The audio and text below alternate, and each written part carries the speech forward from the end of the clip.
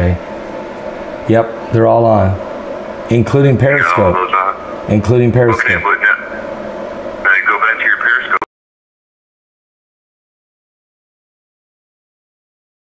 When you scroll down, it'll say preview broadcast. Yeah. You would click the blue button that says preview broadcast. Yep. And then you should see your camera on. Hang on one second. Yep, it's there. Okay, so now you'll see, like, there's a little speaker icon in the lower right-hand corner. Yeah, I see it. Turn it on. You want to mute that speaker. So click that speaker icon. Okay, I just did. Okay, then hit the red button, go live. Yeah, hit the red button that says go live. But mute that speaker. Yeah, I did. Because that'll cause an echo. I did, yep. Okay. So you're live on Periscope. Okay, I'm live everywhere. Okay, all right, I'll let you go. Yep. I'll call you when I get off the air. It's going to be a short program, okay? Okay, hey, Leanne said that somebody killed... Somebody what? Okay. All right. Okay, bye. All right, I'll call you. All right, folks, we're live. And give me just one moment here. And I will... let's go into the main studio here.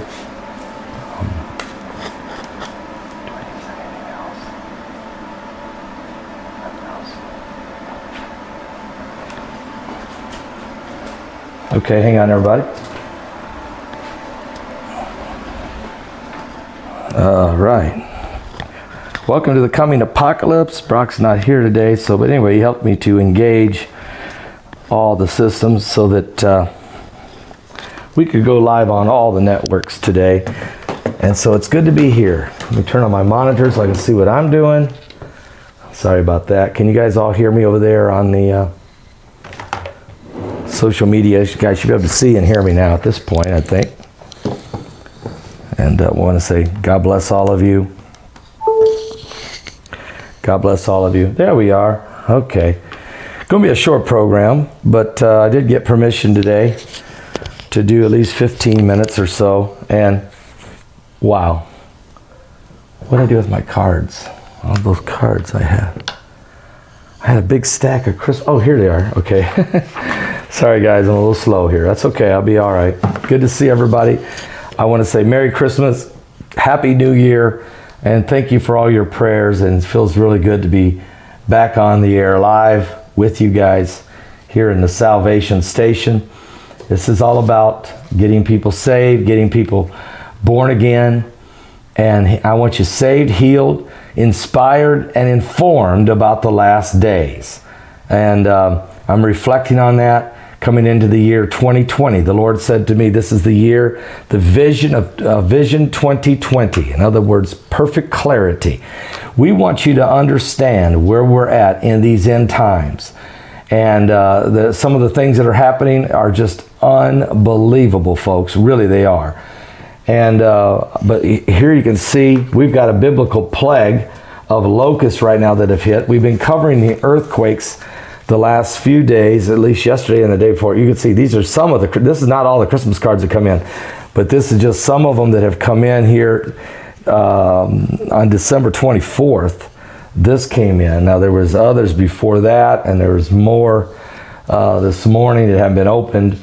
But I just wanted to say, thank you guys. There's been some great comments, great letters, great breakthroughs. People were so wonderfully blessed this year. Heidi and I were all day long yesterday. Well, I was making phone calls in the morning and in the afternoon, just random calls out there to a lot of different followers. I could not call everybody and wish everybody a Merry Christmas, but we did call a lot of people. I left a lot of voicemails out there, so you might have got that. And so we was calling a lot of people, wishing a lot of people a Merry Christmas. And also we were opening the mail, and there was just beautiful cards come in from all over the world, really, that truly enjoy ministry here. So we just want you to know that. And the cards and letters, it's just amazing. I mean, it really is. And we just want to say thank you and God bless all of you. And I'll show you some more of these in a minute. Also, I want you to pray for Miss ZD. She had to have surgery yesterday, and she is doing fine, and she's in the hospital in Chicago. She will be getting out of the hospital in, I think, about a week. Just want to ask you to pray for her and just send up the prayer. She's doing fine, okay? So God bless her, and God bless you guys for praying for her. Also, let me just say that the plague, that's right, the plague. It's a biblical plague, but according to reports, it's really hitting the Sudan and Ethiopia, both of these nations. Now Somalia and Ethiopia. It is a plague of biblical proportions, and even that's what they're even saying on Breaking Israeli News. It is unbelievable. I was also looking here, a report that had just come in also on this from NBC News, saying that it was just an incredible plague, just unbelievable plague, to be honest with you. Matter of fact, here's what they're saying: a plague of locusts ravages the harvest in Somalia and Ethiopia. In the worst outbreak in 25 years, the desert locusts have damaged about 173,000 acres of land and is threatening the food supply of these two nations in a big way. And it looks like Sugar now is upset about something. Sugar, why don't you just come in here? Give me 1 second. I'm sorry to do that, but she sometimes decides she doesn't want to stay down here and wants to go upstairs, and she'll just start barking and get worse if we don't deal with her. But anyway, this plague, are you serious? This is an are you serious plague, to say the least. It's unbelievable. And Brock's not going to be with us here today, or we'd be showing you all kinds of pictures of this. It's incredible. And on Christmas Day, it's like hell opened, and like this swarm of locusts. You can find that, in the book of Revelation, when the bottomless pit is opened. And oh, by the way, besides the plague of locusts, there was rockets started firing out of Gaza into Israel, and we're targeting to try to hit the city of Ashkelon. They fired them right at it, which is where Benjamin Netanyahu was at campaigning yesterday, and he had to be rushed off the stage to a bomb shelter. These locusts, though, desert locusts are called, but they're destroying tens of thousands of acres of crops and grazing land in Somalia, and in the worst invasion in 25 years. The United Nations Food Agency said that the infestation's likely to spread further. The locusts have damaged 173,000 acres of land in Somalia and in neighboring Ethiopia, threatening food supplies in both countries and the livelihoods of farming communities. The Food and Agriculture said an average swarm can contain up to 58 million locusts per square mile. That is insanity. Destroying crops. I mean, folks, these things eat everything. They eat every leaf, everything on and right down to just a twig left. And they come in massive swarms. They can destroy, they destroy in 1 square mile enough crops that could feed 2,500 people a year. And they can do this so quickly you wouldn't believe it. Now, the conflict and chaos in much of Somalia makes spraying pesticides by airplane almost impossible because of the wars that go on there. So here we go, the 4 horsemen of the apocalypse. You've got this radical groups trying to conquer the world like the white horseman. You have then war, the red horse, which affects the economy, the black horse. And then here come the plagues and the disease and the famine. That's the pale horse. So if you're living in Somalia right now, the 4 horsemen of the apocalypse, the 4 first seals have broken as far as you're concerned. You don't know, you may not have television, you don't have the internet, you don't know what's going on in the rest of the world. As far as you're concerned, the 4 horsemen of the apocalypse are galloping in Somalia and Ethiopia. Now, and here's something for you. Ethiopia is also one of the nations that will attack Israel in the last days, or in the battle of Gog and Magog. It names Ethiopia and as one of the 5 nations, which is, of course, Libya, Ethiopia, Turkey, Iran, and Russia. And they're all in play, guys. I mean, this is unbelievable now. Are you serious? And look what's going on in Libya. Speaking of Libya, give me just a second. I will pull this up. I was talking on the phone a little bit this morning with Agent RC, and so let me pull this up, because here's what's happening there. The rich oil fields of Libya, in Libya and in the Mediterranean there is now a dispute between 3 nations, really, primarily, who are claiming that they want this area, they want this oil. Okay, and just hang on, because now I'm having trouble with this. They want the oil. This is what happens when a virus hits your computer for a moment. Then you can't get it to do what you want, and I'm sitting here on a live broadcast. But you guys are patient, and I appreciate it. You guys are very patient. And since I'm working alone and I'm trying to pull it together here, so here we go. Now give me just a second, I'll have this. You won't believe what's happening now, but Egypt is claiming this oil, and so is Turkey, as well as Greece and Cyprus. But here's the story. Erdogan just announced he plans on sending troops to Libya. And so Turkey will send thousands of troops to Libya. And it's not just that is going on, but also Egypt is sending a huge army to Libya. And let me just get that real quick here too, because I have that one as well. This is crazy, yes. According to reports, let me read these 2 reports, because guys, we're getting ready to see something. You got Locust, and then now you have the armies gathering in the east. And Libya, which is one of the 5 nations that will attack Israel, it may be getting ready to go to war. Egypt and Turkey. Egyptian tanks were sent to Libya to stop Turkey's intervention in the battle for Tripoli. How many times are we going to have to go to Tripoli for another war? I mean, you know, that was fought in World War II, they fought there. They fought in the Gulf War there. They fought recently there. They've been fighting there forever. As Heidi said, how many more wars can there be over the oil in the Middle East? We don't even need the oil anymore here in America. We've got more. We've got so much oil.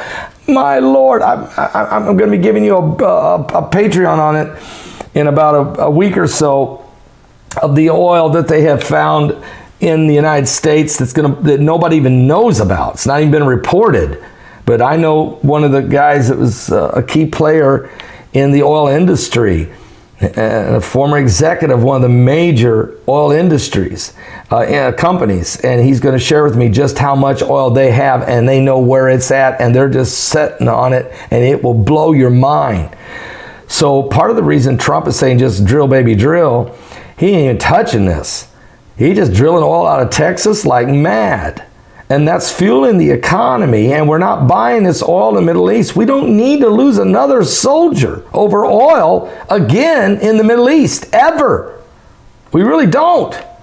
Now, we can fight to protect Israel and fight to protect people's rights to have freedom and stuff like that if we want, allies, and help them.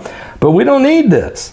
A consignment of Egyptian T-72 tanks and APCs arrived in Libya on Thursday, December 19th, to bolster General Gaddafi Attar. You've heard me talk about him. Khalifa Attar, the Libyan National Army, which had just broken through to the southern outskirts of Tripoli. This consignment was personally ordered by Egyptian President Abdel Fattah al-Sisi. And the military and intelligence sources reveal, along with instructions to a number of Egyptian Air Force squadrons to stand ready to support Haftar's push to take the capital from the United Nations recognized government that it's already there of a national accord. El-Sisi took those steps in response to Erdogan's government, who reported a plan to send over a volunteer force from the Turkish Muslim Brotherhood to help the GNA resist Haftar's push into Tripoli.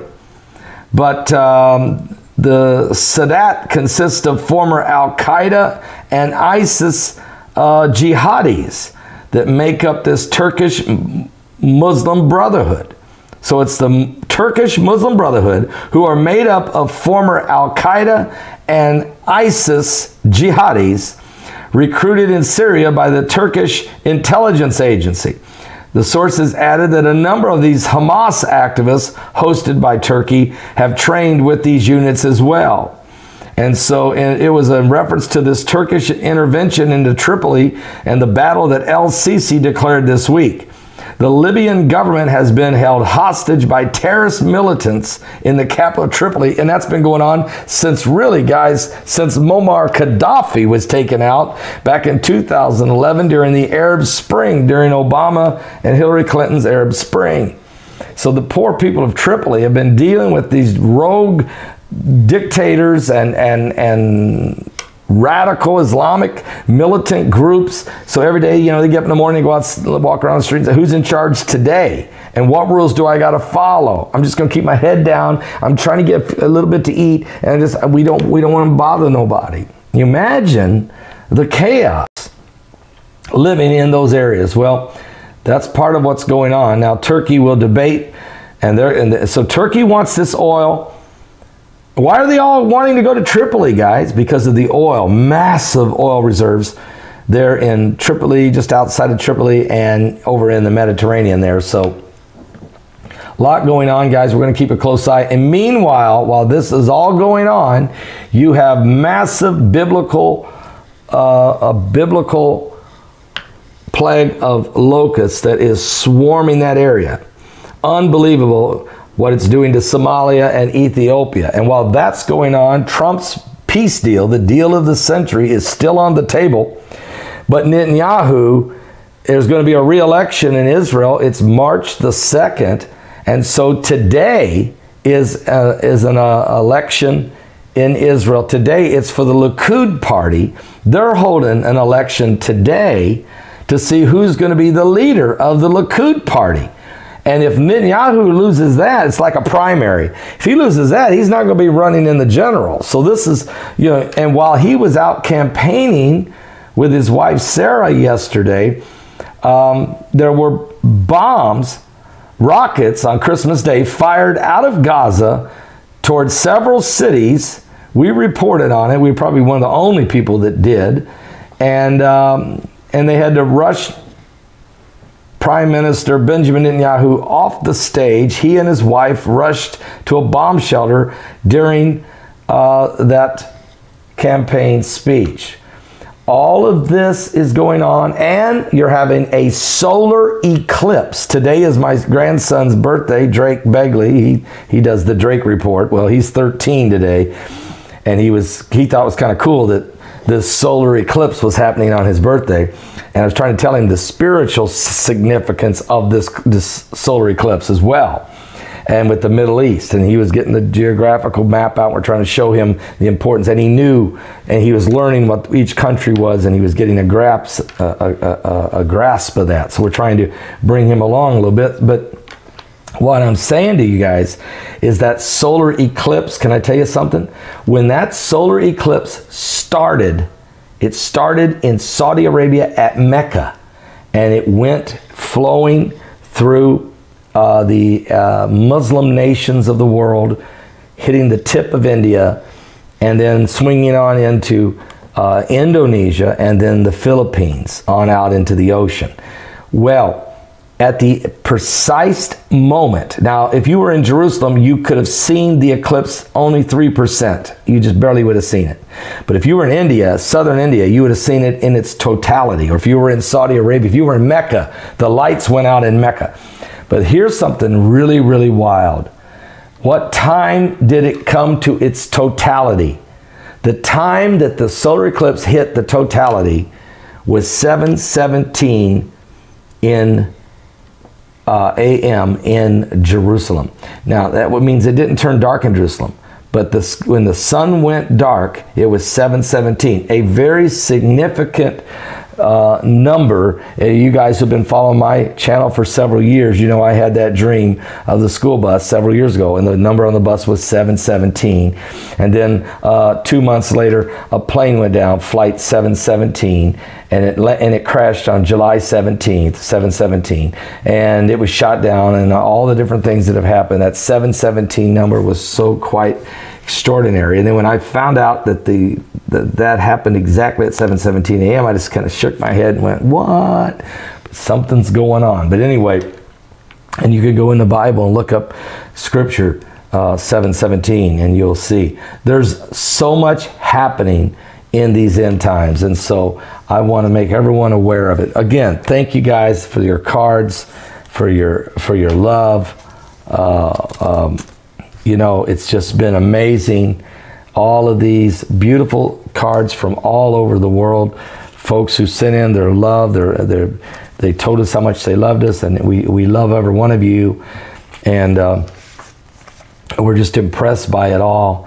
Some of them are birthday, some of them are birthday cards too. Some Christmas cards, birthday cards coming in from you guys from all over. I think that one's kind of cool. Okay. Yep, I don't think I can do that. That's like several layer cake there.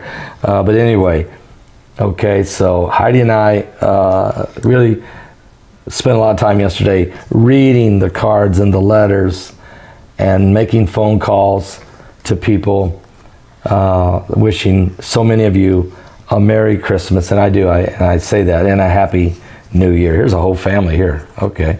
And I even met these folks a couple times, and I even had dinner with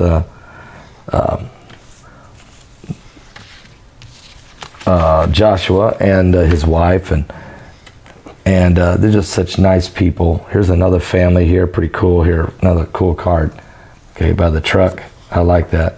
Just some really neat stuff, okay? I can't get through it all. But we just want to say thank you for all your love and all your faithfulness and your support and your letters. So amazing. Some of these, so inspiring. A 95-year-old wrote me a letter. It was so powerful and just had me crying. And another one was about how a person got saved, and then got their family saved. And people tell me how that they found out about us as a family member might have told them. It's just quite amazing how that works. But anyway, God bless all of you. I'll try to take more time and read some of these on my next broadcast. But I was told to only go 15 minutes, and it looks like I've done 20. So I gotta get off here because I don't want to get in trouble and then not get to do it anymore for a while. Anyway, no live broadcast tonight. The next live broadcast is scheduled for Sunday Night Live, okay? And we will see you then. I'll continue to do YouTube videos, though, to keep you guys up to speed. And if there's anything really breaking, I will do my best to go live with that as well. Anyway, I'm feeling better. I'm resting a lot. I'm on a different regimen and diet and stuff. So feeling better, okay? And your prayers is what's really make it happen. So God bless all of you. I love you guys. I'll see you next time. I got to go in there and shut this all down. So anyway, pray for our country. I know that the impeachment thing just doesn't make sense. What are you going to do, you know? Let me just say, give your life to Jesus Christ. Give your life to Jesus Christ. Be born again. It is time, folks, and we're going to be breaking this down for you in the next few days, how there is some amazing things that are happening. We're living in the last days, guys. We really, really are. And we'll be sharing a lot of that with you, okay? So thank you guys so much for all your love. And we love all of you. And God bless you all. Are you serious? Are you serious?